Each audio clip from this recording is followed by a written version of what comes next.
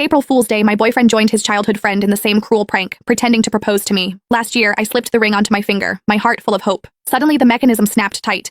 Pain shot through my hand and I cried out. He apologized afterward and promised that this year the proposal would be real. As such, I arrived carefully dressed, believing him. Instead, I was met with a face full of cake. He reached out gently, wiping the cream from my face as if it were nothing more than a harmless joke. However, this time I took a step back. After 6 disappointments, I chose to walk away. So why was it that, in the end, he was the one consumed by regret? Every year on April Fool's Day, my boyfriend would team up with his childhood best friend to pull the same prank on me. He would pretend to propose. Last year, the two of them laughed like it was the funniest thing in the world, even though my fingers were almost crushed in the process. Later, he apologized and swore that this year would be different. This year, the proposal would be real. As such, when he called me again, sounding urgent and telling me to come to the place where we had our very first date, I believed him. I curled my hair, got my nails done, and spent extra time perfecting my makeup. I picked out a brand new outfit and even drafted the announcement post I was going to share once everything became official. However, the second I stepped through the door, smiling and full of excitement, a thick slab of cake cream slammed straight into my face. Laughter burst out from among the crowd and a girl's voice rang out, bright and smug. "I told you Whitney would show up, Nolan. You lost." Nolan Jones walked over and, just like always, gently wiped the cream off my face. "You got all dressed up," he said with a soft smile. "It's a shame about the outfit." Then he added, like it was nothing, "I made a bet with the guys about whether I could get you to come. I said you wouldn't.